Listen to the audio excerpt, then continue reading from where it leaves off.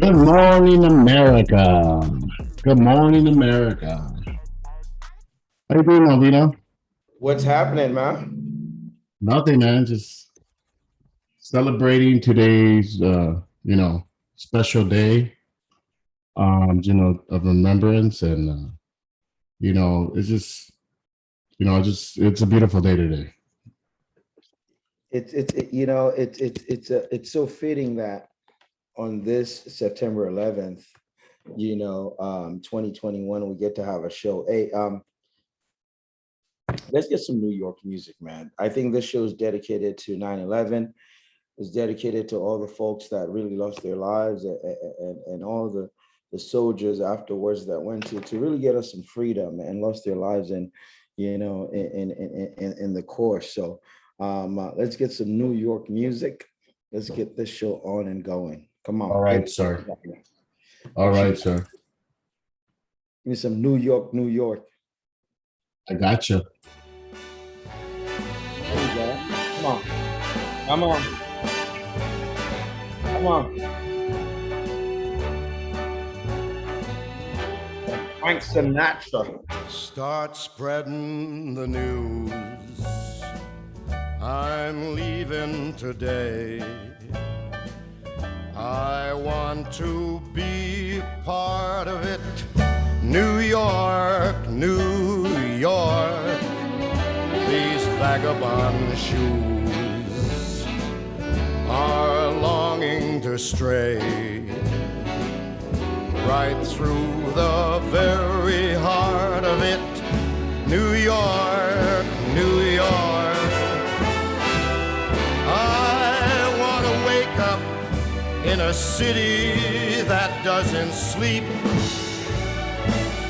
and find I'm king of the hill, top of the heap. These little town blues are melting away.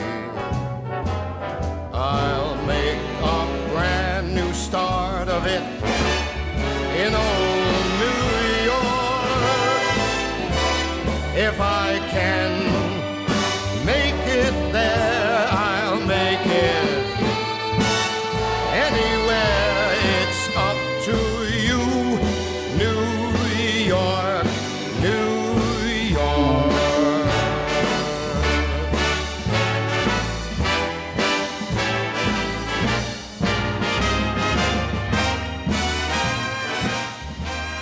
I love it.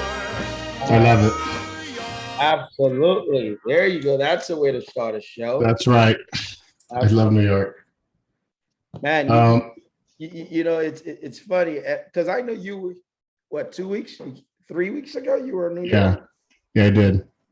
And I saw you post some pictures about your time there. You were able to spend time at the memorial. I haven't been since. Yeah, no, I haven't been there. Have I been there? I haven't been there in the last, since 2011. It's been a very sad day today. Yeah. Hey, talk about your experience again, man, being at the memorial. Like I mentioned, it was a very somber day, somber mood. We started off by getting off we didn't get off the subway. Actually, we were in the rental car, but we started off by being in front of the memorial. It's the waterfall and obviously taking pictures of all the names and all the people being remembered. And I remember just taking pictures of my daughter. Like she was also taking pictures herself, but I remember one particular picture where she was adjusting the flag, and then she took the picture of it because she wanted the the flag to come out like wavy and stuff like that. So I thought, wow, that's a great moment of her just in the picture. I thought, and I snapped it, on my iPhone. It was just I don't know, it just felt very special being there, especially with my daughter.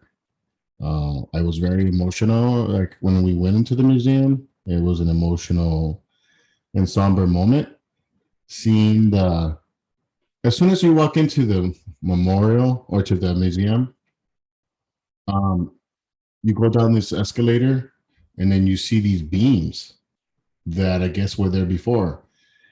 And just the sight of that is like, wow, like look at those things. Like, first of all, they're massive beams, and then you go down to the museum, and then you see the fire truck. You see all these other things inside. They're like, I don't know. It's hard to explain, but when you see them, you get very, very emotional. And I cried because it's just you start remembering all those. And obviously, you've seen the videos as well of 9/11 and all the testimonies that I've seen in the past, and I saw another thing I wanted to tell you is for people that have HBO, Spike Lee did this a 4-series documentary, and it's about obviously it's about also.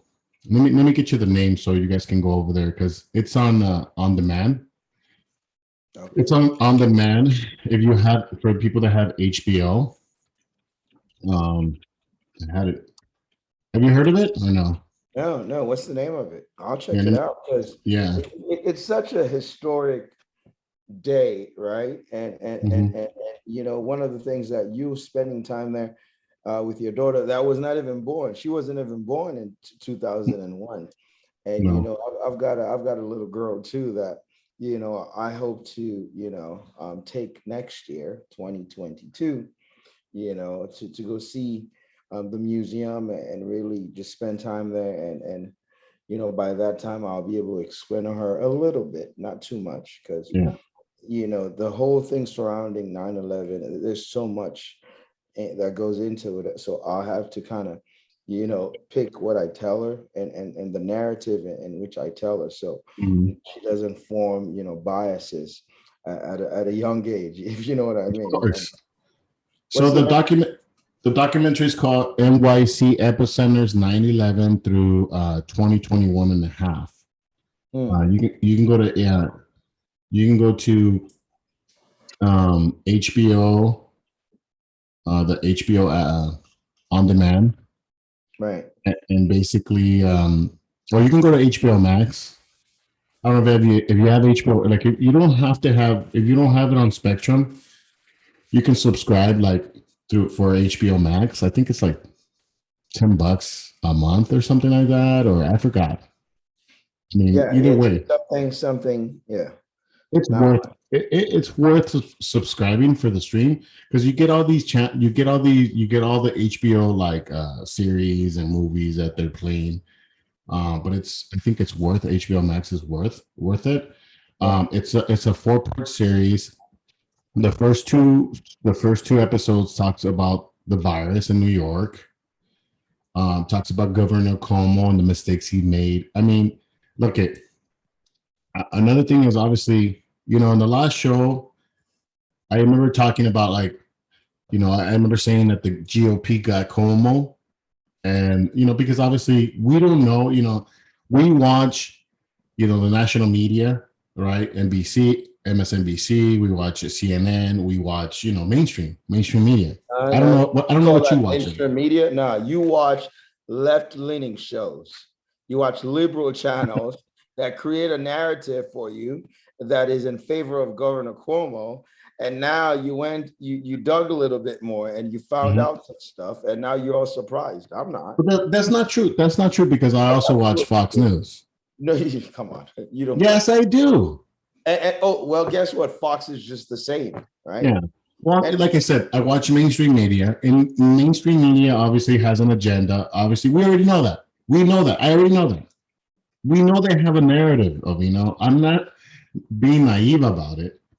I know there's a narrative with mainstream media, okay, and they show us what they want to show us. Right, right.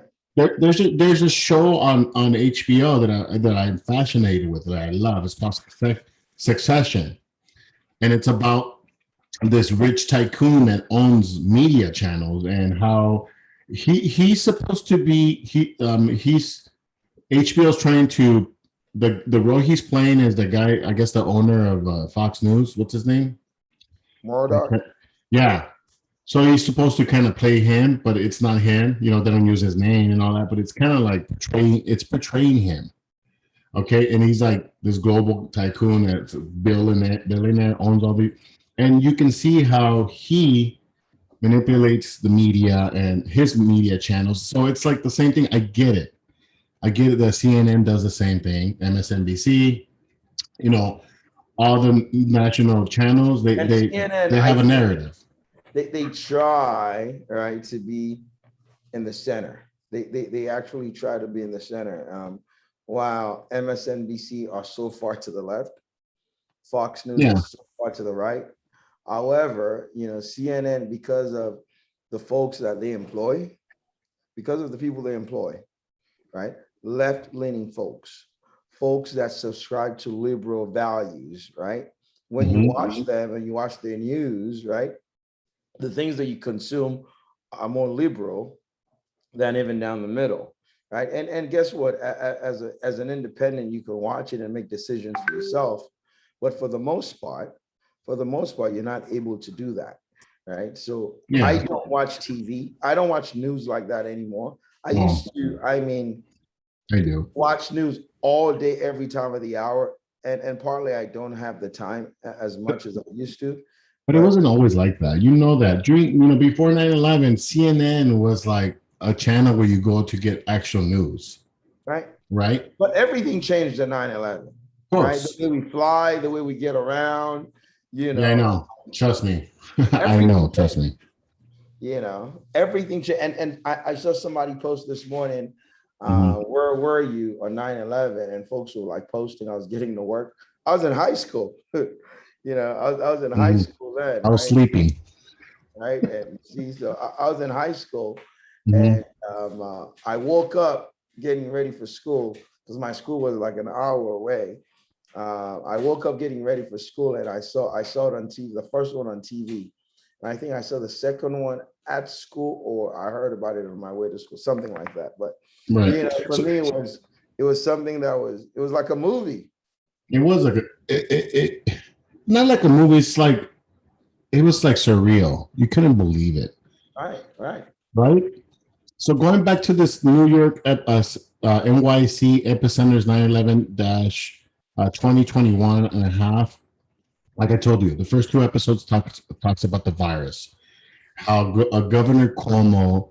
So it puts Governor Cuomo in a different light. You know, not like how mainstream media perceived him as like this, you know, hero, like, you know, great person, whatever. First of all, I already knew, I already heard stories of him being a bully, okay, where he tries to bully other congressmen, the city mayor, because, you know, the mayor, what's his name? Bill Blasio. Bill Blasio. He hates him. He can't stand the man, right? And he would say I remember seeing an interview on CNN, I think MSNBC, where Cuomo straight up called him and was trying to bully him, strong-arm him, like that. Those were his tactics, and he's Italian. Remember you mentioned they're both Italians. Okay, well, they're both Italian, but like, you know, it's like mobster kind of thing, like, you know, call you up and try to intimidate you and stuff like that. Well, Cuomo used those games, not to mention, and we're not even talking about the sexual harassment allegations that are like, that's a different story. I remember because I went back to the show and I listened to myself.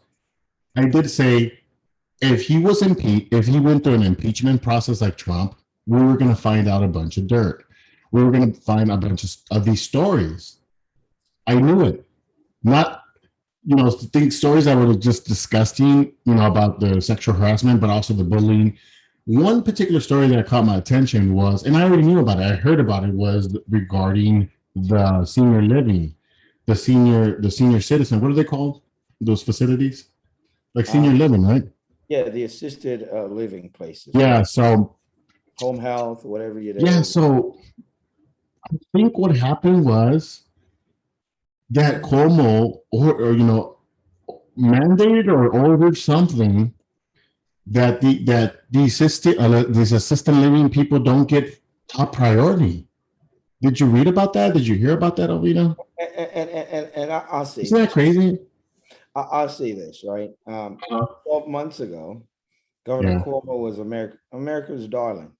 Yeah, he was. He was the only mayor giving daily press briefings, right?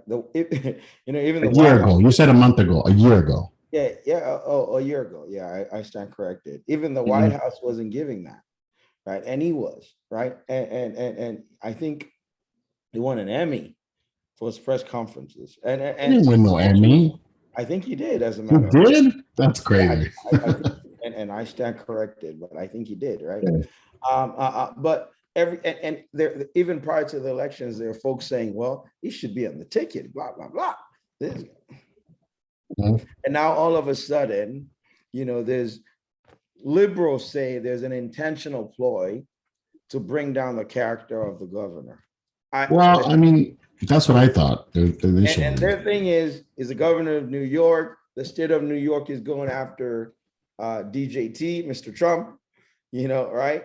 And they're finding ways to really get rid of the governor and perhaps whoever takes the mansion, right? The Gracie Mansion, which is the home of the New York governor, whoever takes that mansion might be more influenced, if you will, right, to halt the investigations against 45, right? And I think that's kind of what you can hear, the mumblings of that, right, in the background. I don't know how true that is.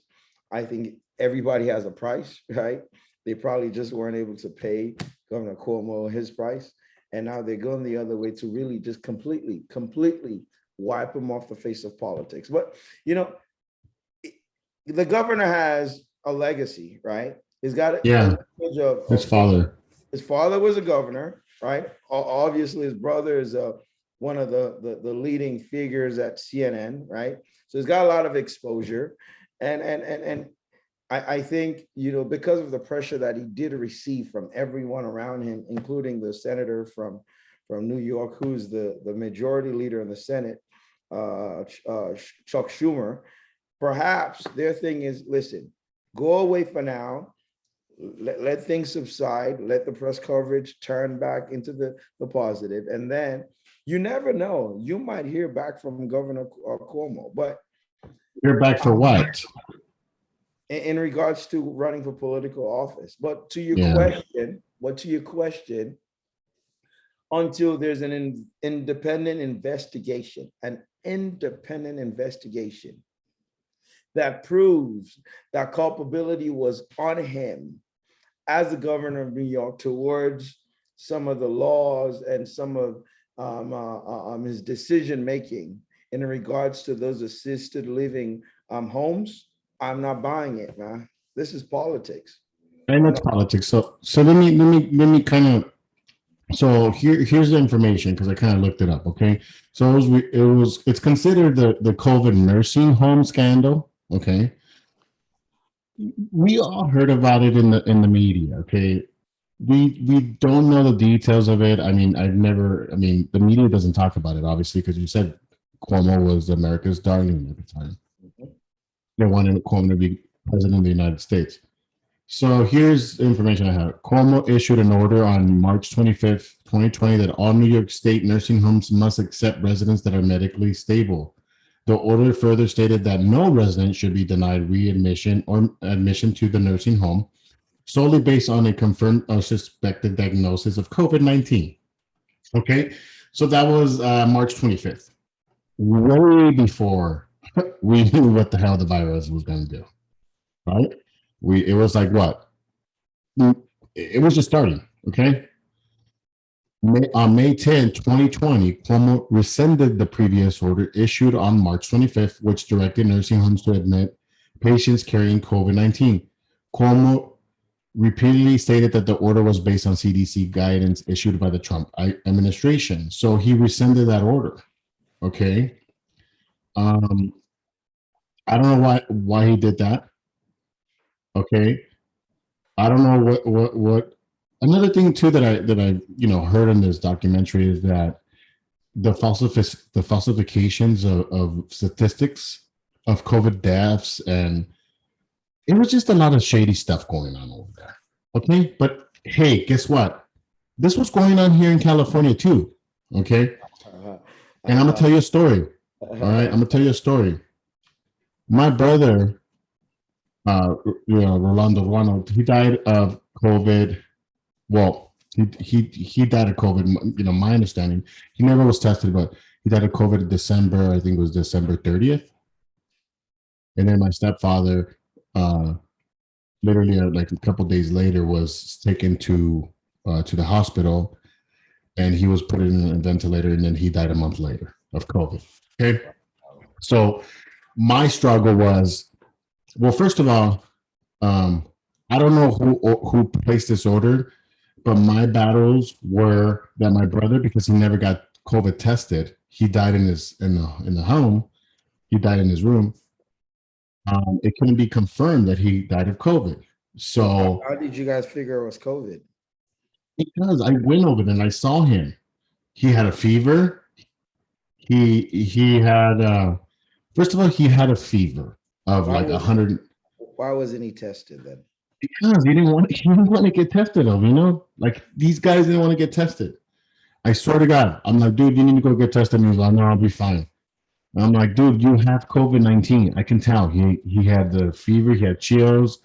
What else? Whatever the symptoms are, like sore throat, a headache, all that stuff.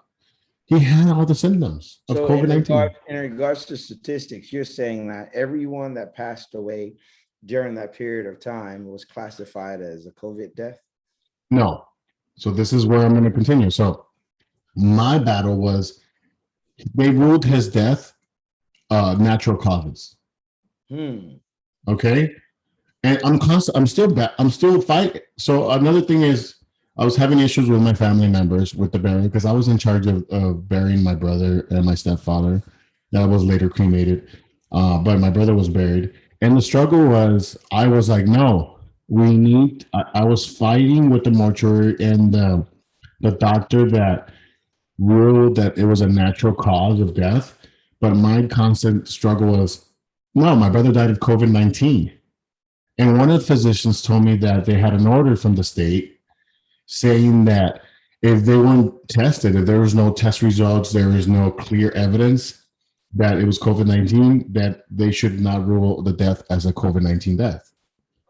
Yeah, but understand this, right?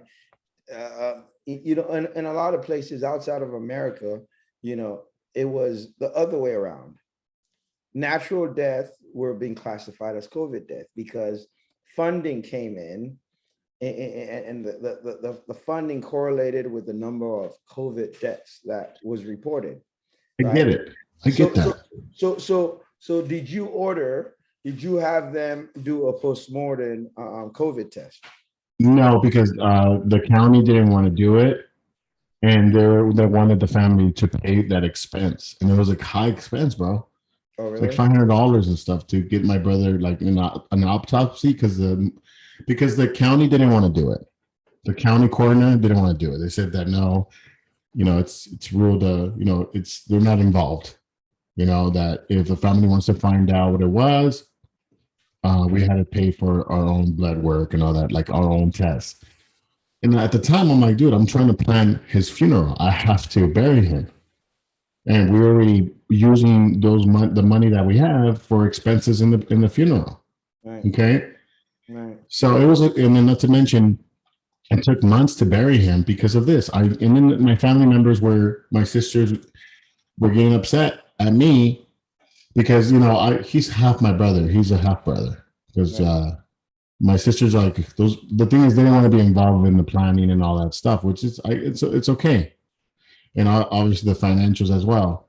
They didn't want to be involved. They wanted me to take care of everything, but it was just like I'm have to plan 2 funerals. Not to mention I have other stuff, other responsibilities that I'm entitled, that I have to work on.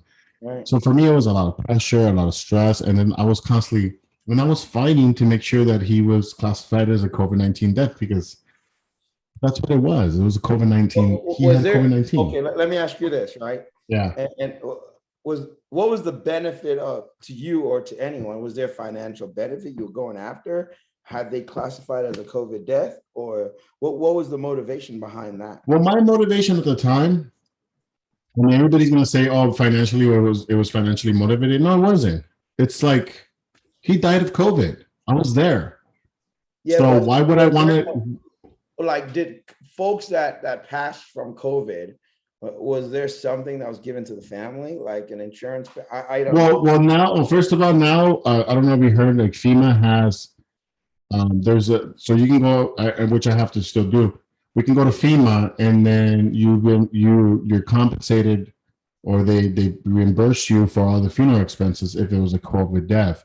Oh, Because at the time, also going back to New York, the Congresswoman, what's her name? AOC. Okay, AOC. What's her full name? I forgot her name. Cortez. Alexia Cortez, right? Alexia Osorio Cortez or something.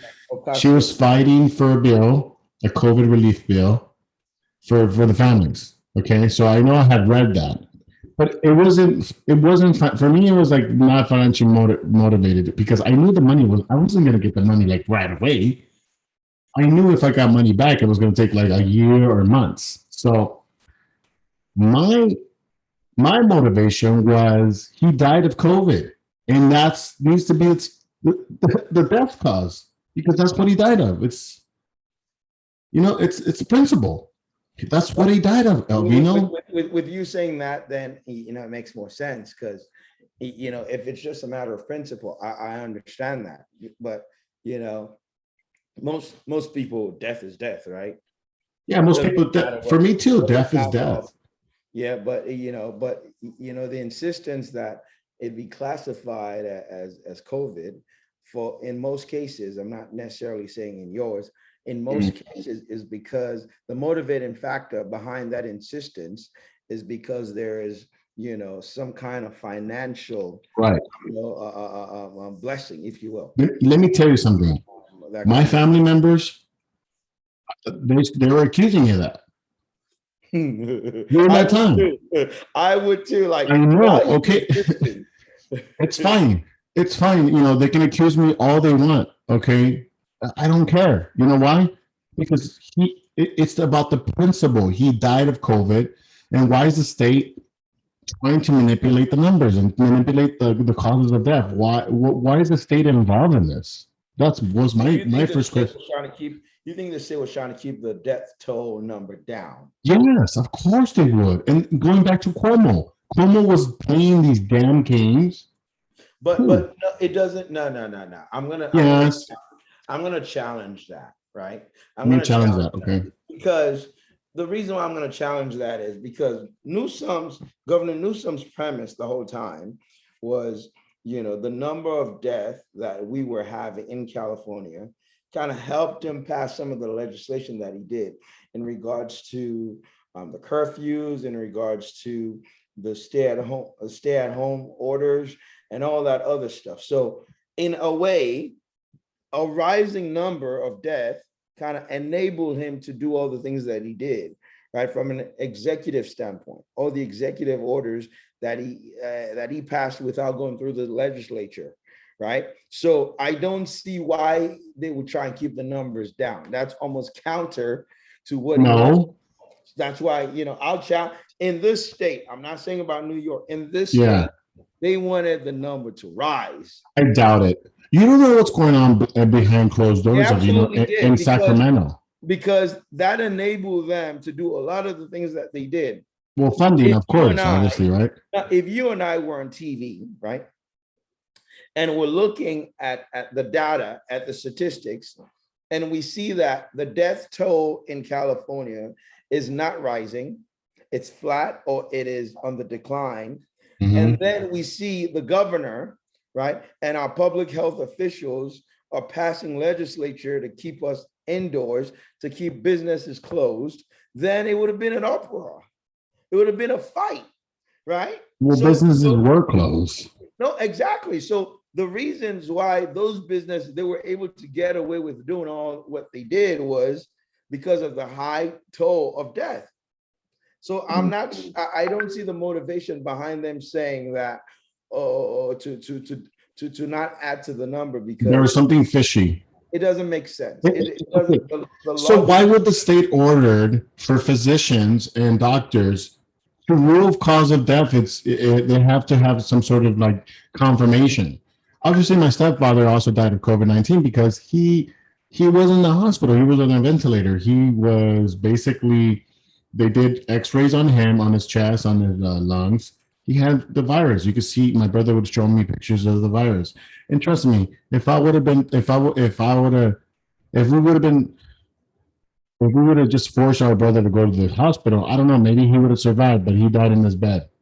He died in his room because he refused to go to the hospital. He refused to go get COVID test, but I know for a fact that he died of COVID. Okay, but in his death certificate, it's showing that he died of natural causes, which I am going to fight that because it's about the principle. I don't care about the money. If I cared about the money, I would have applied. I would have, been fighting with FEMA already, and I haven't even done that. So it's not about the money; it's about the principle. He died of COVID. I saw him, and I told the physicians he died of COVID. I saw him with my own eyes that he was dying, that he was sick with COVID-19. Well, So, how are you going to challenge that? I don't know yet. The only way we could do it is if we, get him out of his grave, and we because we didn't drain his blood, so his blood is still in his body. So if we have to get to that extent, we'll do it. What did you last say? What was in his We body? did it. Okay, what is that process when they remove all the blood from your body? I forgot what it's called. That wasn't done in my brother's case. The mortuaries and stuff. No, I don't. Look at, if you go, I mean, his body's still under, intact. We didn't cremate him, so we can easily, I'm not going to go to that extent, but I'm going to fight for it because it's about the principle, bro. I know he died of COVID. You know what I mean? So going back to Cuomo was doing some fishy stuff with the nursing homes, where I guess he instructed the officials not to remove, if somebody had COVID in a nursing home, they were supposed to stay there and not take them to the hospital. I don't know. It was like a bunch of crazy stuff going on. That's why I suggest you watch this Spike Lee documentary. So the first two are about COVID, okay? And then the third episode, which is I think you should watch tonight, is about 9/11, okay? And it's all about 9/11. And then the fourth episode's going to air today, and it's kind of like the final, and it's like, that's why they did it today for 9/11. And just finishing off the 9/11 discussion, which, watching those videos, watching those images, watching those testimonies, I recommend you watch that tonight or whenever you have time. But I've been watching the 9/11 documentaries. 9/11. The obviously Biden's been visiting. He was in New York today. He went to Pennsylvania regarding that flight that was gonna hit. The flight that was gonna go to the Capitol, hit the Capitol building. I forgot what flight it was, but it crashed in Pennsylvania. So he was there at the memorial today. He's going to go to the Pentagon tonight. So it's just been a somber day, right? I mean, I don't know how you've been, Yeah, it's for me, it's been a day of mixed emotions, right? In regards to 9/11, yeah, you get to observe the moment, you get to say a prayer for the folks that lost their lives. And when you couple that with everything that just happened in Afghanistan, it makes it even more somber that some folks feel like they died, for nothing. But there's a few things that stand out, right? And I saw a picture also on social media of one of the firefighter trucks that was crossing the bridge. I forgot what bridge it was. And it's the last photo that they have of them that was crossing the bridge to respond to the World Trade Center. And there's a caption underneath that they were minutes away from their death, right? Wow. While everybody was running away, they were going towards it. They were going towards it. And within, within an hour or so from that picture, every member in that truck perished. And for me, those are the moments that it makes life, it puts things in perspective. It really does, because those people, they have families also, and we say a prayer for them today that God bless them and their families. Hey, I've got another somber story, since we're, I think today's a mushy show, right? Since we're on the topic, right?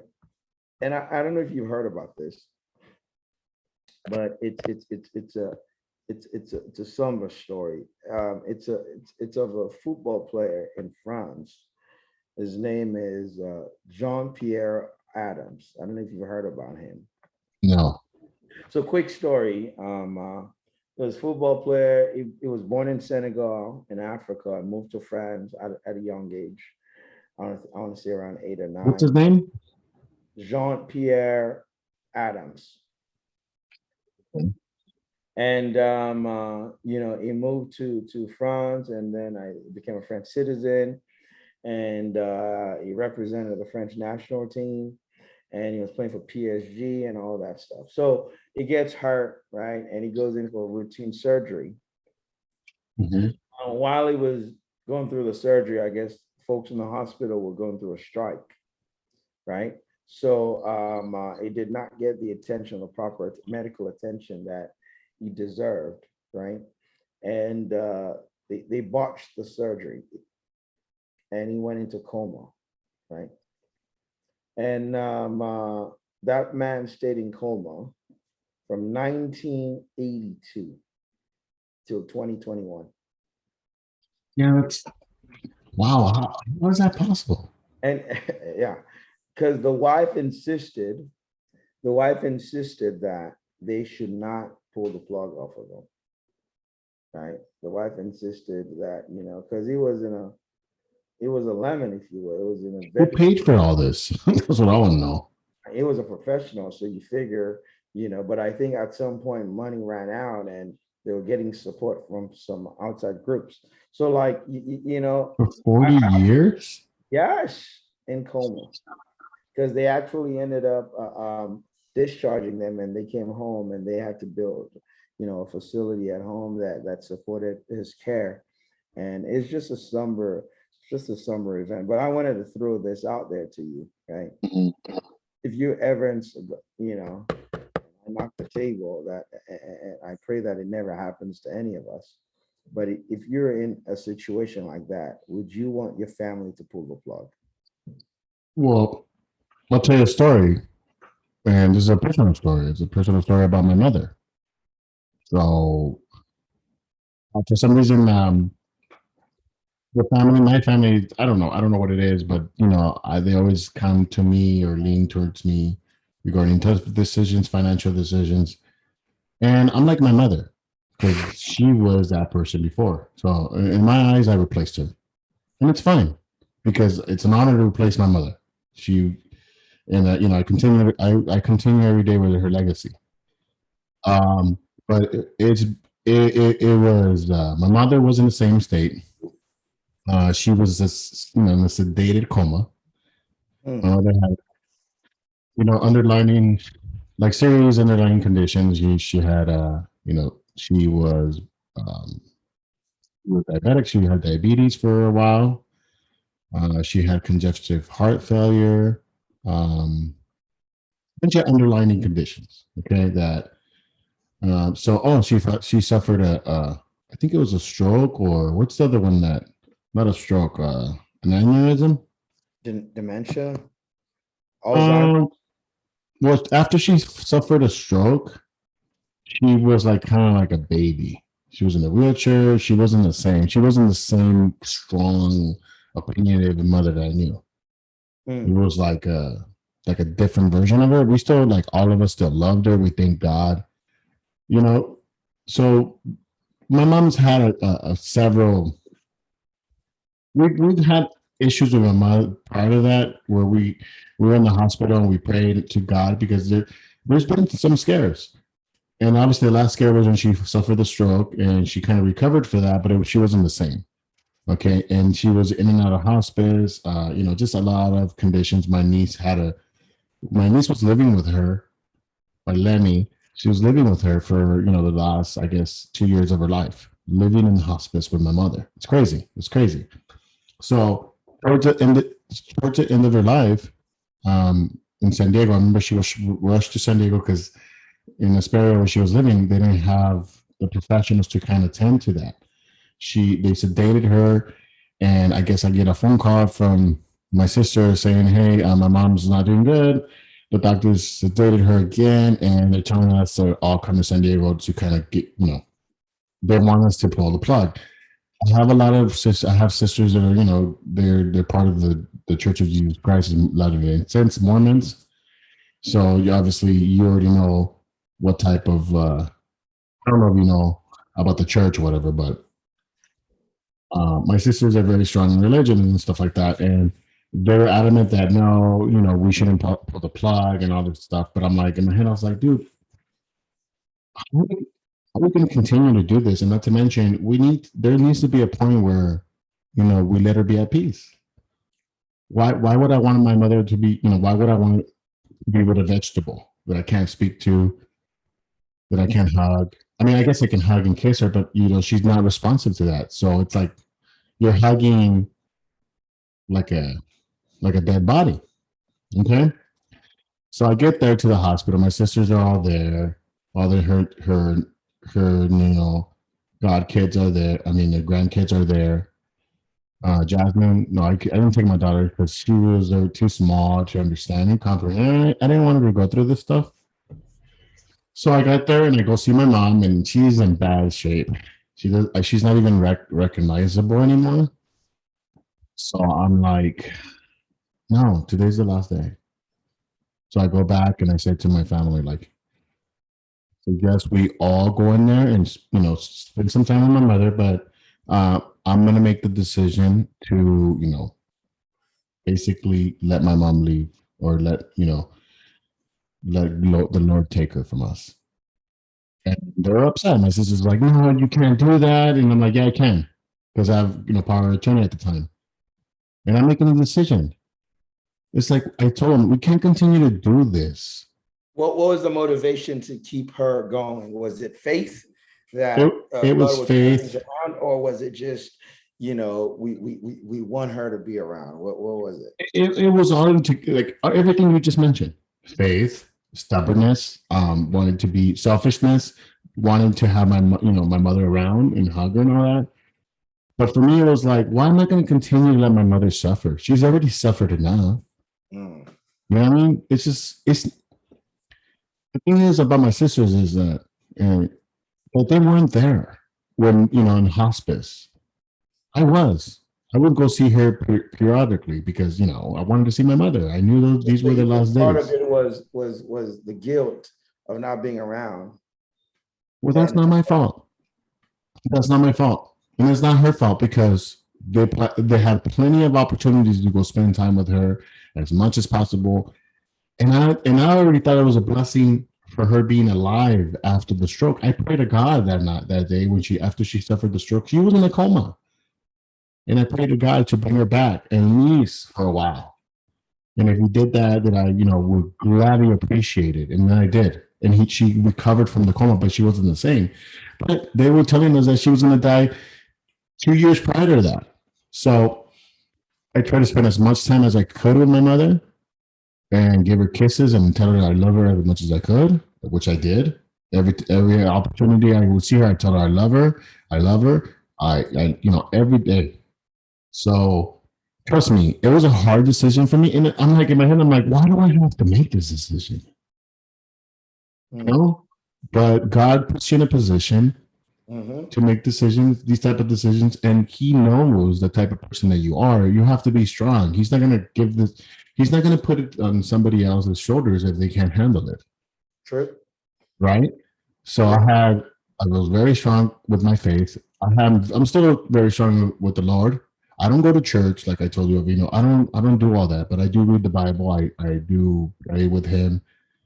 I'm at peace with my God. So, By the way, I've got uh, an invite for you tomorrow. We have a big service in the afternoon. okay, Yeah. I'll let you know. I might, Yeah. yeah, I probably go. Yeah, there you go. Don't start telling me, I'll let you know. That's another way of saying, oh, I might not. Hey, that's a personal story, man. And Yeah. I So, think you have the courage because you were at peace to make those decisions. Sometimes again, and because you always got to think about this. Sometimes folks make those decisions because it's influenced by a lot of outside things, right? Some mhm, people get money, right? So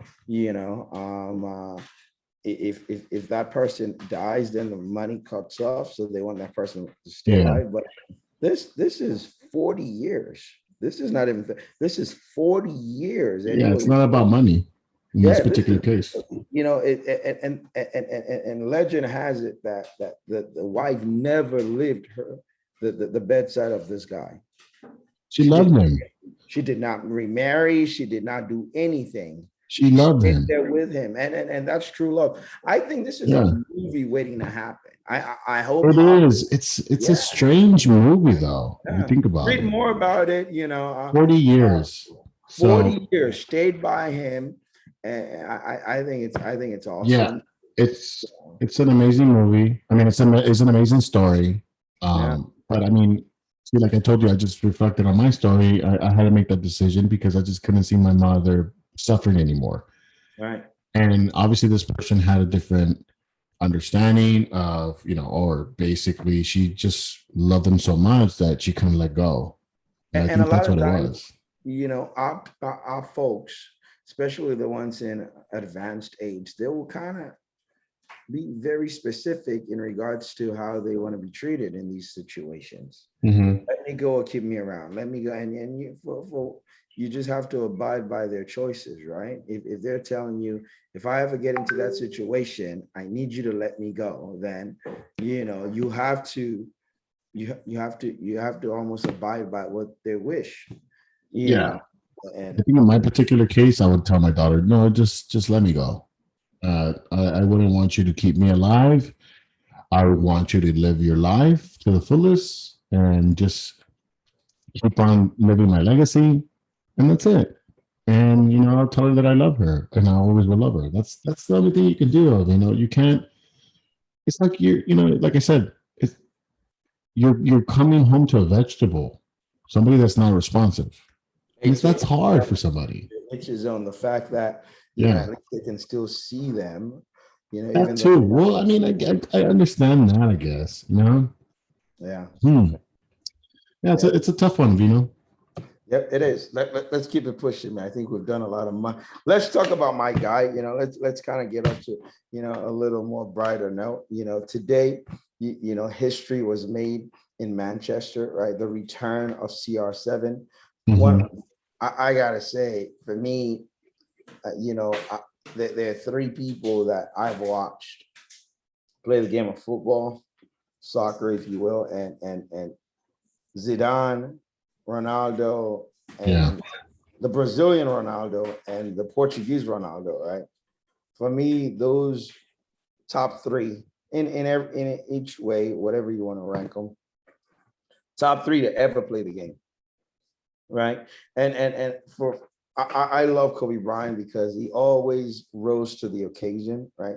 And it's like Ronaldo. The guy never fails to amaze, right? Going into today's game, there's just the stars were aligned. Something was going to happen, right? I see you send me a text like this guy's unbelievable, but he shows up, he performs, right? He meets the expectation of the fans, and and and he's done that for the last 20 years. The guy is amazing. I think Mhm. he's added something to our team that our hopes are up, man. We're gonna have a great season. We're gonna have a great season this year. Yeah, you are. Um, Unfortunately, I woke I woke up the game was already on halftime. He already scored a goal, Oh, and I had an alarm set. I wasn't gonna miss it's any I. period of. My brother told me that the game has started. Like he's like, "Oh, Cristiano Ronaldo plays tomorrow." I'm like, "Okay, I gotta watch that." And then I wake up and I'm like, "Dude, it's 1-0 already. He already scored a goal." Uh, then I see, and as I'm walking downstairs, it goes on the game. He scores the second goal, man. I didn't even see any of the goals, No but way. I didn't, dude. I watched the remaining of the game after that, but It was a warning lesson, man, to all these Messi fans. And don't get me wrong, if you like the game of football, you have to appreciate the brilliance of Messi. yeah, But compare Messi and Ronaldo is blasphemous. I'm just sorry. I don't think it's close. It's like taking Kobe Bryant and comparing him to one of these. Yeah. yeah. I mean, Um, far above. They're in a different planet in regards to talent and drive and passion. And I I agree can with you. I agree with you because I'm a big CR7 fan. I love Cristiano Ronaldo. I, I've always followed him for Portugal. Not really because I'm a Barcelona fan. So I when he was with the Real Madrid team, I mean I still was like wow, amazed by the man because how many Champions League titles has he won with Real five. Madrid? He Yeah, won it's like amazing. one with United, four with Madrid. Yeah, and then you see him. I would love to see him. So, like, if I get a Cristiano Ronaldo jersey, I would have gotten a Portugal one because even with Portugal, man, that Euro when they won it all, it was like wow, it was amazing. Like you mentioned, a man that you mentioned about Sinodad and all the trophies he has. Obviously, I know Sinodad has Champions League trophies. He has a Euro. He has a World Cup.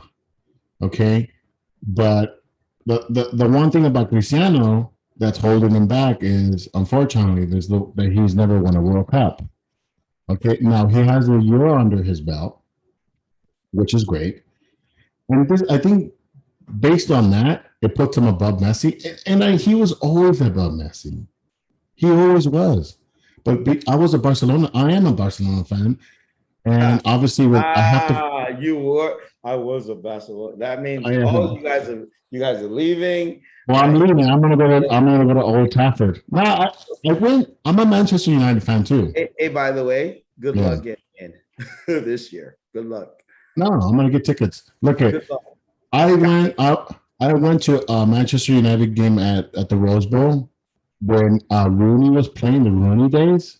I was And there. Rooney, We you went were there. there? We went to the games down in Carson, also at the Galaxy State. Listen, good luck getting into Old Trafford. I'm This going. I'm gonna go to Old Trafford and go see Cristiano, and I'm gonna go with my nephew. is gonna cost you a lot of money. I don't care. It's worth every penny. It's gonna. Did you see what the guy did today? Did Huh? you see? Okay, first of all, Old Trafford. I've never seen Old Trafford so electric on Have you TV. I ever wish I been? was there. Have you ever? I've been, by the way. I've It is. never been. I've never been to England. What are you talking about? You know I've never been to England. You've never been to England. No. Okay. Well, So when I you want to go. walk in there, the nostalgia, there's just something about the place. It's like going into a Yankee Stadium, Yeah, I bet. like I can going just into imagine.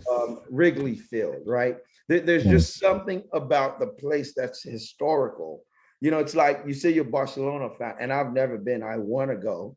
It's like going into the new camp or the Mhm. Bernabeu in Madrid, right? Yeah. There's these place. They're theaters of football, man. You go in there, and there's just this feeling, this historical feeling about the field, right? You don't get that at PSG. You don't get that at Man City. No. There's about 4 or 5 stadiums in the world. Old Trafford, right? The Bernabeu in Madrid, you know, the Nou Camp, the Barcelona Stadium, the San Siro, where Inter and AC Milan plays in Italy. And what else? There's got to be another stadium in the world that's just, you know, even the stadium in Turin where Juve plays.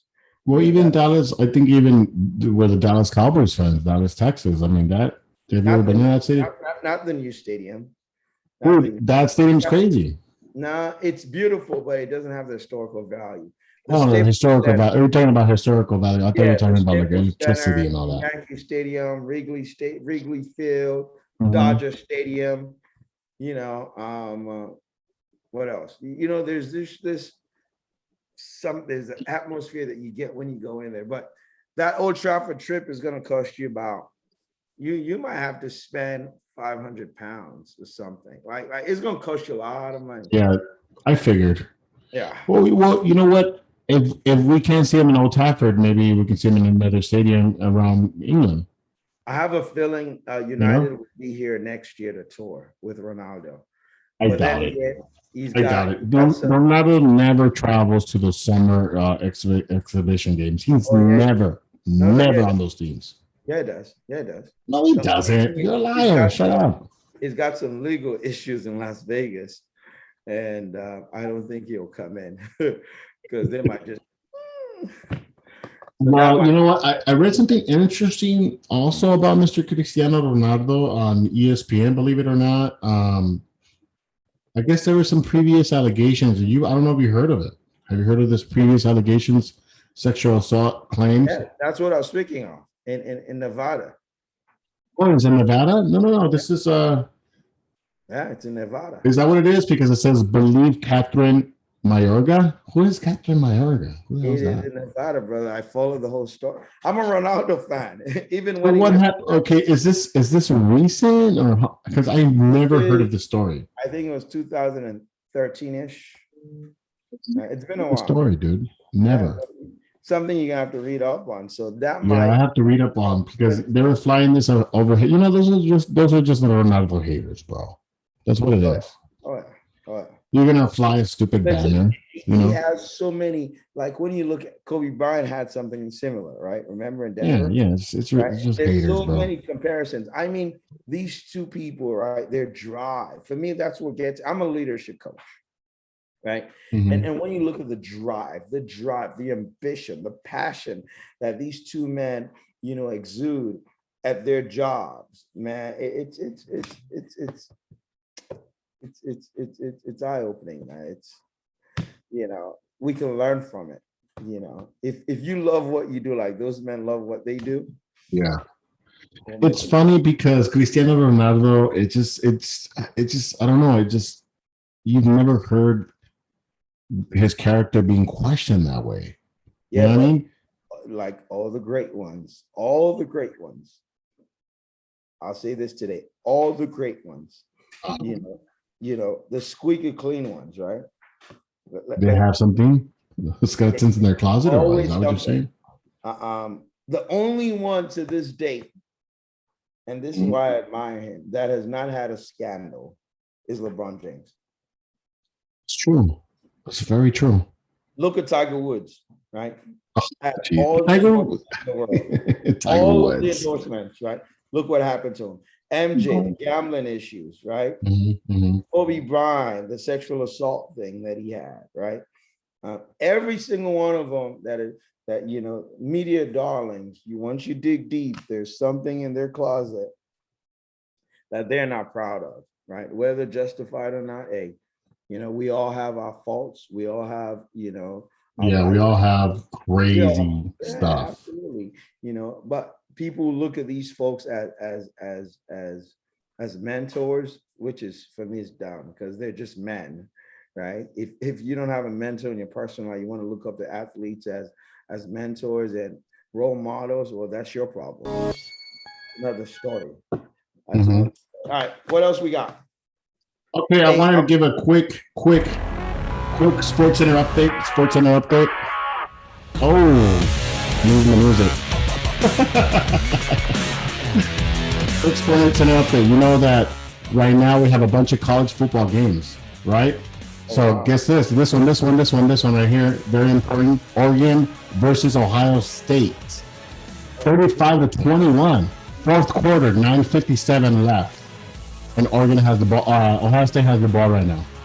35-21. Oregon is beating Ohio State. Hey, Awesome. They're doing very well.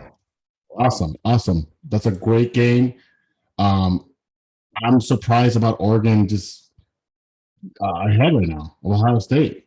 How about you? What do you think? What are your thoughts? Yeah, the Pac-12 is getting, some a huge lift at the start of the season, right? Mm-hmm. UCLA beat a LSU team, right? Out of the, I think the LSU's in the SEC now, which is huge, right? The Bruins, huh? That was absolutely. That Bruin win. Honestly, look at in the past couple of years that I've seen Bruin upsets in the beginning of the season. Not to be a hater, okay? Because I'm a Trojan, whatever. Don't start with the hater stuff. I'm just using facts, buddy. The Bruins start off upsetting like a major team, whatever, a ranked team, and then they go on to lose the 4 games out of the season or whatever, and then be like, it's a confidence booster, man. It better be, but I feel like LSU was a little overrated as well. So we'll see. Do they play today? Do the Bruins play? I think they do. They actually do. Okay, so let me just give you more updates. Florida is ranked 13. They're beating U.S. Southern Florida 35-6. That's in the third quarter. 6:04 remaining in the third quarter. Oh, they don't play today. So they don't play today? is 2-0, and they play Fresno State the next game, which is a win. Mm-hmm. Hey. Chip Kelly, man, I was one of the guys to say, fire that guy. I don't know why. Why would you want to fire Chip Kelly? Dude, he wasn't producing. Oh, come on. Look, first of all, see, that's what I understand about you Bruin guys. The Bruin fans, you guys obviously don't know about college football. You don't know about sports. Why would you want to fire Chip Kelly, which is like, dude, did you see what he did to that Oregon team? Did you see how the dominance in Oregon? Listen, college football. You guys were in a rebellion state in Oregon, and then UCLA. You guys don't get the talent that other like Alabama, USC, Notre Dame. You guys don't get that type of talent. Alabama gets all the talent because they win. No. Absolutely. You really think it's because they win? Are you serious? Who's their coach? Who's their coach? Hang on, please. Hang on. Where would a 19-year-old, more than likely African-American youth or Hispanic youth rather live? Los Angeles or Alabama or Tuscaloosa? Please answer. Well, like I said, who's the coach? No. Just answer the question. I'm assuming LA. Okay, why would you want to live in Alabama? The only reason they get the talent they do is because they win, and they get a lot of exposure, which for folks that want to get to the next level, they're on TV every week, right? Mm-hmm. UCLA in Los Angeles on the West Coast with the beautiful weather should be able to scout any other team outside of USC. Right, because USC also they have the cachet. They should be able to out talent and out scout any other team in the nation. Right, because Chicago is not a big college now. I'm just gonna burst your. I'm gonna burst. Like football. I'm going to burst your Bruin bubble. Okay, you guys. Oregon looks like they're going to upset Ohio State today. It's a big win for the Pac-12. There's 8 minutes left in the fourth quarter. Okay, they're down. It's 35-21. Ohio State's driving. Either way, even if they score a touchdown right now, I feel like Oregon's going to probably pull this off. You guys have Oregon like in a couple of weeks. Okay, and that's an L for you guys. A big fat L. You guys will not beat Oregon. I'm sorry. You can gloat all you want. You can say all this stuff. Just because you beat LSU does not mean you're gonna beat Oregon. Okay, I'm telling you that right now. Okay, what are your thoughts? Okay, hater. I'm gonna just leave it at that. I can't wait. I can't wait either. I'm actually gonna watch that game. I watch all the Bruin games. I don't know why. Wow, what a confession. I do. I I, hate I've, on you guys so I've much. actually been to a couple of USC games. I know you Um, have. You have yeah, to see. You got to see winners and talent. I mean, why wouldn't you? you know, uh, I'm trying to find out where that game is. Oh, it's going to be at the Rose Bowl. Yeah. Maybe that's a And game. it's funny because you guys were giving out tickets, so to fill up the Rose Bowl. That's how pathetic the Bruins are. The Oh, UCLA. did you hear? By the start of the game, alcohol was sold out at the Rose Bowl. Yeah, I heard about that. I don't know if it's the LSU fans or the LA fans. But It was the LA fans. Come on, bro. You know what I mean? We just alcoholics, man. Bunch of drunks. LSU, they travel too. Those guys travel. So I my was in, Trojans, I was my in Trojans Dallas. play tonight too. I was in Dallas Mhm. last weekend, and I got there Friday. I got there Friday, and I was there over Labor Day weekend, and Mhm. I caught the first flight out Monday morning. You should see the airport because I guess there was some kind of classic at the Dallas Stadium, the AT&T. Well, yeah, because they played Tampa Bay. Yeah, dude. No. It was for college. It was some kind of college classic. Oh, it must have probably been a high school game. Nah, it was college. Dude, you should have seen the airport on Monday. A lot of college t-shirts, hats, folks flying back. College football's got a lot of money, man. Oh yeah, of course. But over there, they're in Texas, they're big on high school football, man. They're big It's on like, everything. well, yeah, Big. anything football in general. Look at, I remember when I used to work in that other company. They used to fly us around during peak season. So I remember landing. To Texas? Yes, Fort Worth, Texas, landing there, and I guess the Cowboys were playing because it was a Sunday night.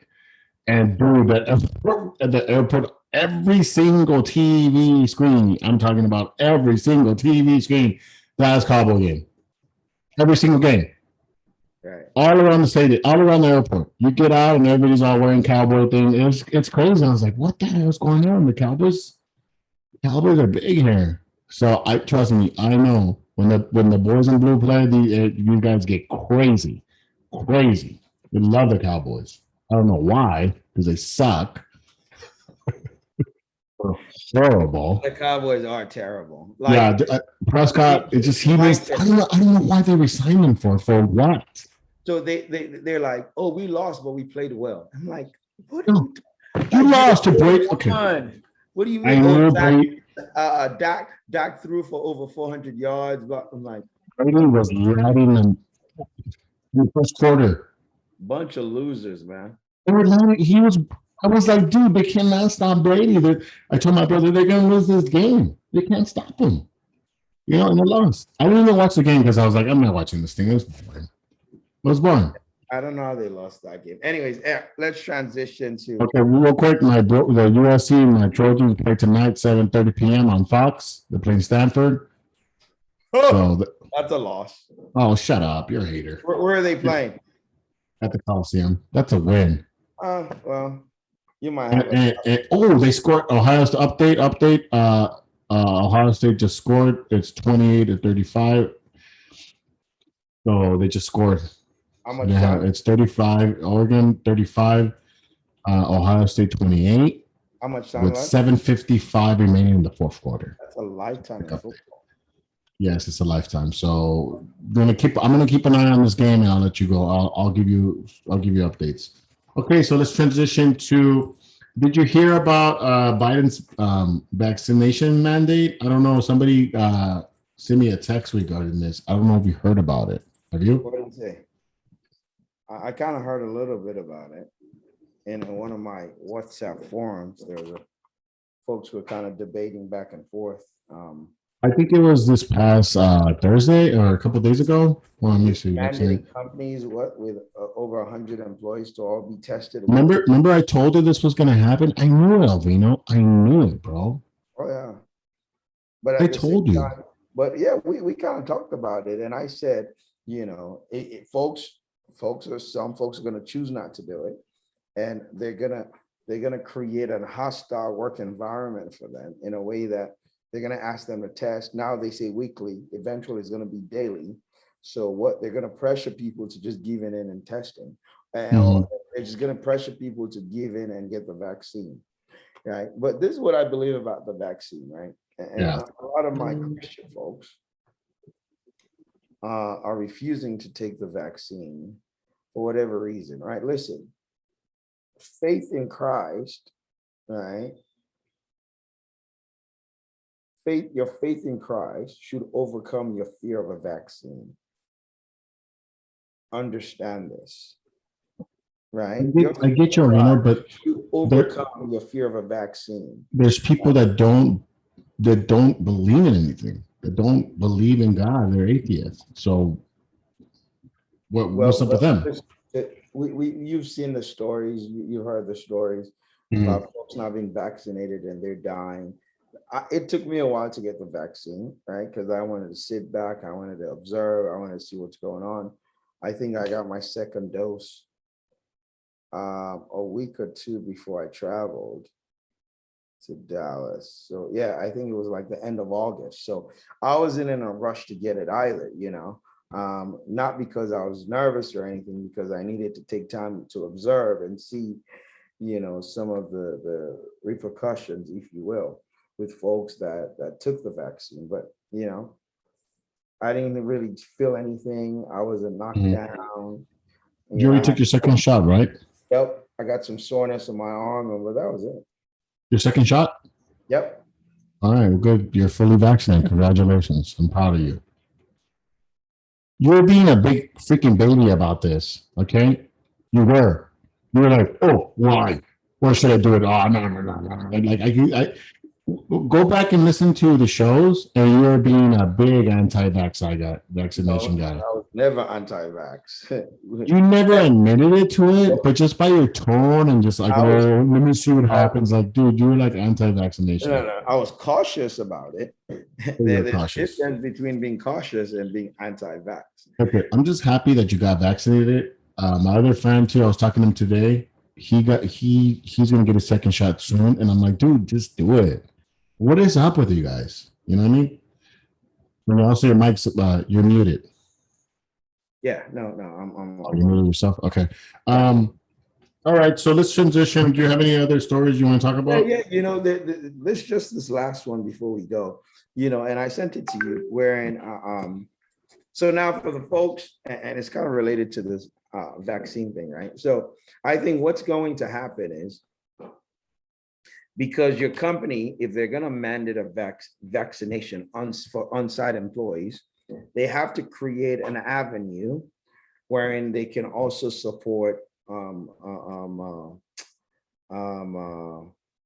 what's the word I'm looking for? Remote work, right? You're working from home or working from, the people that don't get vaccinated. Is that what you're talking about? Right. They have to. If not, then they're liable to some lawsuit, right? And now there's this thing that came out this week, and I saw it, and I thought it was interesting because now you're being monitored by. Oh, that's right. Yeah. There's this thing called Tattleware. You're right. Employers are using to monitor employees working from home. So it really tells them, like, when you're active on the computer, on their website, and it's legal. But well, this is illegal, man. No, I know it's legal, but this is illegal. This in my mind, in my books, this is an illegal. And you're an HR professional, right? It's not. This is illegal. It is unethical. I don't. No, it's illegal. How? We're not. How? We're big brothering our employees, violating their civil rights, invading their privacy. Civil rights. What is your civil rights? What do you mean civil rights? What are you talking about? What are you talking about? If you don't think that a lot of these computers have cameras, bro? Yeah, but it's not. So we're now invading somebody's privacy. You're now accessing this person's images. Guess what? This is what you could do to that camera. It's illegal. You see what I just did? Yeah, we could do that, but either way, either way, It's not directly accessing your camera. you It's still have audio access, which is illegal because you haven't got any consent from none of these people. it's unethical. It is It 100% is illegal, bro. Companies, I don't know about like, it being illegal. honestly, I would sue the living crap out of these companies if I found out that type of way on my computer. I would contact my attorneys and we would start making some paper. This is easy money. Easy money.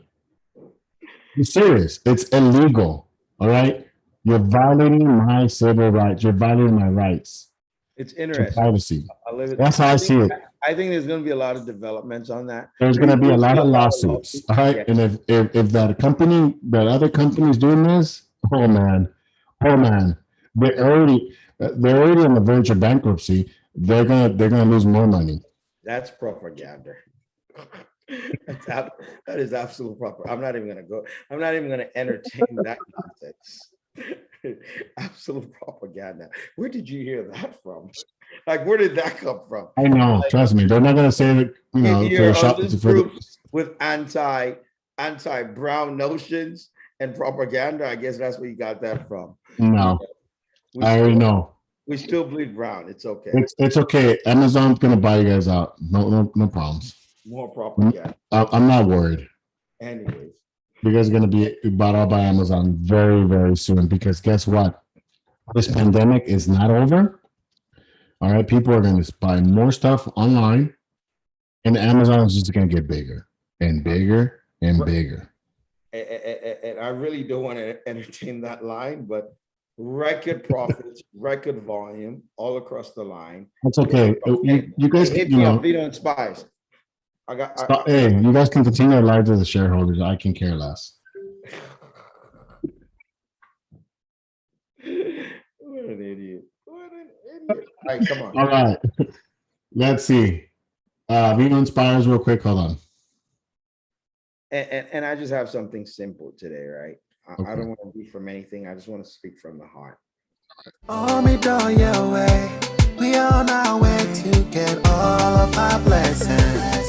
It's in the way you pray for me. There you go, Mijo. All right, good deal. Vino All right, Inspires. so check this out, right?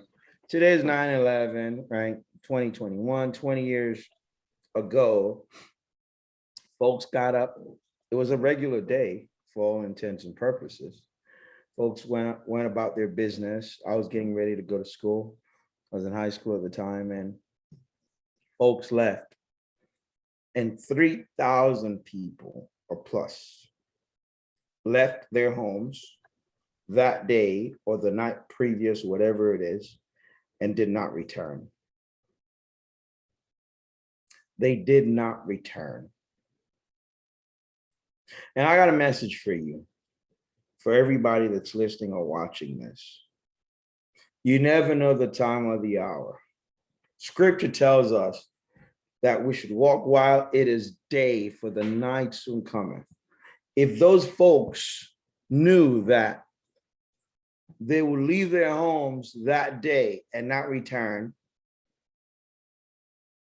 some of them would have done other things. They would have done things differently. They would have hugged their loved ones.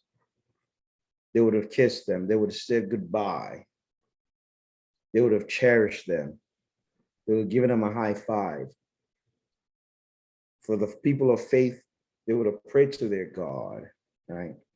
They would have asked for forgiveness. My message to you today is you don't know the day or the hour. Make it right with God. Make it right with your fellow man. Make it right with your family. Make it right with the folks that you love, because you never know. That's all I got. Beautiful. Thank you, Mr. Ovino. Sir. That was beautiful.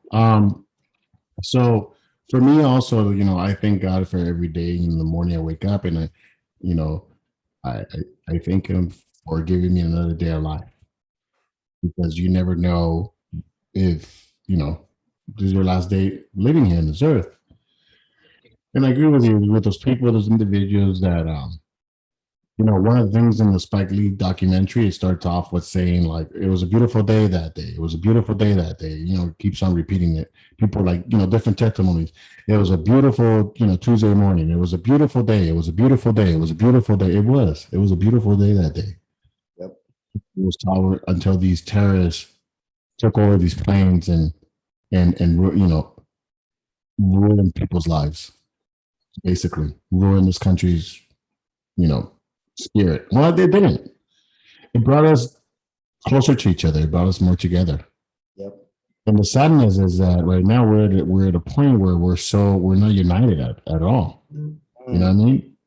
We're at a point where we're more. This is the most divisive we've ever been, and this is something that we need to change.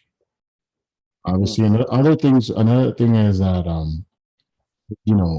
I think we should help each other out. It doesn't matter what ethnicity it is, what color you are, where you're from.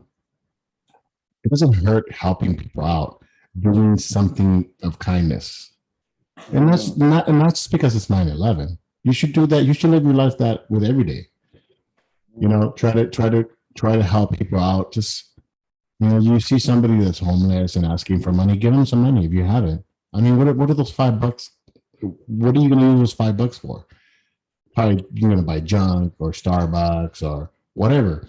Those $5, believe it or not, are going to feed that person for that day. So every opportunity that I see, it doesn't matter if they look like drunks. It doesn't matter if they're filthy or they have mental problems. I try to give money out if I have it. You know what I mean? So that's an act of kindness, or helping your friends out if they need something. Like, hey, can you help me move? Yeah, I'll help them move. Hey, I need help with this, or hey, can I talk to you? Those are all acts of kindness and helping people. So I think another thing is, I don't understand why this day is not a national holiday. I don't understand why not. It's something that's going to come up eventually. It should be. Should be like the 4th of July, like Christmas, You spoke about the division. Our country is at this point the most divided than it's ever been. We argue and disagree about everything, right? Just about. There are still folks that don't think MLK Day should be a national holiday, right? And to each his own. Everybody, that's just racism, right? Everybody have their views, and when it comes to this, folks will have their views also, right? We have Memorial Day, right? Even though we have Veterans Day, those are summer holidays. Do we want to add September? It's a legislation that it might be interesting to hear the arguments, but I think might be something Mr. Biden want to look into. Yeah, I agree with you 100%. Who would want to argue against it? You'll be amazed. No one. I don't know anybody that will argue against this being a national holiday. You'll be amazed about who would, the folks that will kind of, start fighting against it, right? Why? Why would anybody fight about this day being a national holiday? I don't understand why. We celebrate it every single year. It's America. It's America. I know, but it's just this should be a national holiday. I mean, I strongly believe that, and I think it's going to happen in our lifetime. Trust me, we'll see it soon. Another thing, next week, I think I'm going to try and get someone on, a guest, right? We need to get Gabriel back on too. Okay, we'll get him back on next week. Then I'll send him a text. Either next week or the week after. Let me see if I can work someone in next week, and then we'll get Gabriel back. I know he's into a lot of youth football, and he'll have some insight about the NFL also, and we'll just catch up with him. Oh yeah, that's true. Because Raiders play, by the way, Raiders play on Monday. Raiders, baby. Oh my God. Yeah, I know. Raiders play Monday night. Good luck to Monday night, baby. Vegas is going to be nasty this weekend. Who? Vegas is going to be. Oh yeah. Because tomorrow it's going to be crazy. with all the football games and everything. So another thing is Michael Williams. I don't know if you guys seen The Wire. I was never a huge fan of The Wire. The only show, great show, by the way, HBO that I mean, we loved, and me and my wife, right? Even when we were dating prior to getting married, like almost 12 years ago, is Entourage.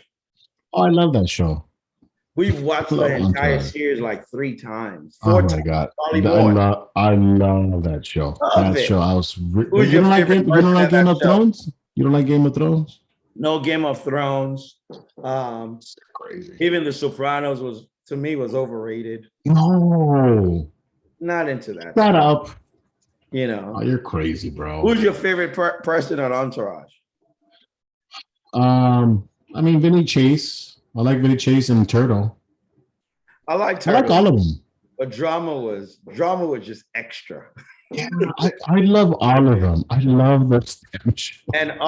And no lie, there's some folks that have said, "Oh, I act like Ari all the time." Yeah, you do. I was like, so, really? So obnoxious, bro. Self-centered. No, just kidding. That guy's out of control. Ari is awesome, dude. I'm telling you, boss, and he makes it known. I love those shows. I just love them, dude. They're just amazing shows. So yeah, Michael Williams. Going back to Michael Williams, he passed away this week, and we've been watching reruns. I guess HBO, is paying tribute to him. Michael Williams played Omar on The Wire, and if you haven't seen The Wire, like I mentioned, go to HBO Max, subscribe, watch The Wire. Man, Omar is an amazing character, amazing. And it was just a brilliant performance by Michael Williams. And he's came out on other shows, but I think he was mostly popular because of The Wire. And it's sad when you see these great actors die and stuff like that, because it's like, dude, you're a fanatic. You're obviously, I'm a fanatic of The Wire. The preliminary investigation is going towards an overdose. Yeah, that's what I heard. And it's sad that these guys are all doing drugs and stuff, like, probably heroin or cocaine. I don't know. But vices will always catch up, right? It's really sad. I don't understand. What's the point of doing drugs? For what? Vices and you see another fan. I'm a big fan, and luckily he's not dead. Artie Lang. You see what is done to his life. Have you heard of Artie Lang? Never heard. Well, he used to come on the Howard Stern show. He's a comedian. He I don't know if have you heard of Howard Stern? No, never heard. You never heard of Howard Stern? Oh, Howard Stern. Yeah. The King of All Media.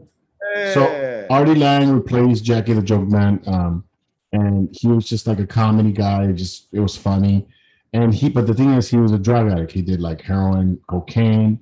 He would talk about these binges he would have, like, because he was a comedian, go on road and do like lines of cocaine. Dude, that stuff, you should see his face. He's unrecognizable. His nose is all like this, like messed up, dude, like that. Look at Ovino.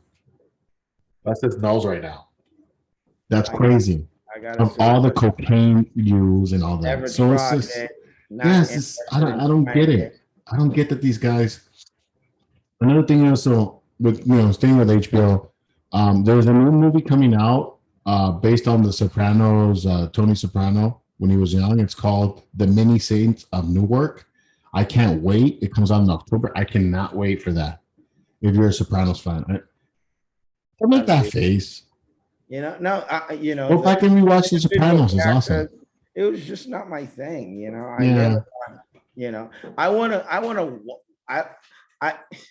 I want to watch things and laugh, like Fresh Prince, I laugh. Entourage, I laugh. Our favorite show, which is Law and Order SVU, we laugh. You laugh at Law and Order SVU? No way. No, we do, right? Really? As you go through the plot, things happen. It's like, that's so stupid. Yeah. and not more in excitement as the other Yeah. two, just in the plot and some of the things that these Mhm. characters do. It's like, what are you thinking? Yeah. It's just great shows, man, all around. So, yeah. So, just to finish it off, like I said, 9/11. Today's just like a day of remembrance for those individuals we lost, and those. Oh, what an unfortunate day, I don't know. It's a beautiful day, by the way, today too. Clear skies outside. I think it's hot. Is it hot? I haven't gone outside. I haven't been outside either. I have to head to Pomona after the show. You going to P-Town? Where? P-Town, Pomona, P-Town. We call it P-Town. Oh yeah, I'll be in Pomona. That's where the church is at. Oh, church. It's up of Gary. It's up of Gary. So you're gonna go to church today? So we're going to take. No. So we gotta fix things, put things in order. So tomorrow's at 1:00, 1 p.m. Oh, okay. You gotta show up now. And also that hat, man, it's ugly, bro. What's up with that hat? Oh, it's fully air conditioned. Oh, I was talking about your ugly hat. What are you wearing? Look at my hat, and then look at you.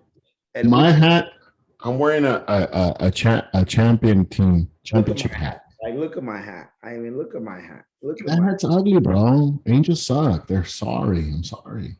We've got the two best players in baseball, and Yeah, and it doesn't matter because you guys are like in last place, aren't you? We've got the two best players in baseball. Yeah, the two best players in baseball, and you're in last place. Isn't that sad? It's okay. We'll be back next year. We'll be back next year. All right. Well, look, it's been a great show. I just want to give a little plug to Plant Fit Meals. Sure. Okay? You still haven't gone to Plant Fit Meals, huh? No, not yet. No? Why not? Dude, it's just like where they are, and you gotta bring it down here. Oh, okay. So Plant Fit Meals, you go over there with my partner, Eddie Gomez, executive street chef. Eddie Gomez, my partner. Plant Fit Meals. He parks right in front of A Smoke Shop, 2501 Lake Avenue, Altadena. We are there Tuesday, Wednesdays, Friday, and Saturdays. Actually, he's gonna be there tomorrow on Sunday. So our weekend schedule kind of varies, but go check it out. Plant Fit Meals. Go to Instagram, Plant Fit Meals. Like I mentioned, my partner Eddie Gomez, executive chef. He's created this vegan food. Amazing. You guys need to try it out. Do you have anything to plug, Mr. Ovino? You want to plug your church? Yeah, definitely. Tomorrow. What's the address of your church? 17 Gary Avenue. In the city of Pomona. The service starts at 1. What's the name of the church again? I can't hear you. It's Elevated Praise. Elevated Praise in Pomona. Google it. Elevated Praise in Pomona. If you Google it, you'll be able to see the address. What time does the sermon, or what do you guys call it? Service starts at 1. Service starts at 1 p.m.? And because it's just a special Saturday, it'll start at 1. It'll go to about 3. But typically, our services go from 10 to 12. Oh, 10 to 12. Okay. Absolutely. So go to Alvino's church tomorrow, Sunday, the Lord's Day. Go do a little prayer. You guys give out free food or anything? The Vino Inspires. Make sure you check that out, right? Oh, yeah. Vino Inspires on YouTube, Facebook, right? Yep. So just go to YouTube, type Vino Inspires. Vino Inspires comes up. You can go to Facebook, type of Facebook, Vino Inspires. And you can see a bunch of Vino videos, inspirational videos where he, just gives you guidance and feedback about your life. Right? Mr. Alvino, life coach. Life coach, leadership coach, inspirational speaker, John Maxwell certified. That's right. You're the true deal, man. Huh? You're the true deal, my brother. I appreciate that, man. I've seen your videos. I love them a lot. I like a lot of them. Yeah. production is a little pricey now, but we're working on some things to make It's good. Yeah. Well, let me know. Let me know if anything's coming out so we can plug it here. Okay. We'll do. All right, brother. Have a great weekend, guys. Have a happy, glorious 9/11 Remembrance Day. I suggest you guys do a prayer for all these that we lost, all these individuals, these heroes we lost on 9/11, and forever they will be remembered, forever and ever. And we love New York. Love New York. Love the Pentagon, Washington, D.C., Pennsylvania. Love these heroes. Love these people. Just spread love, guys. Peace out. We'll see you next week.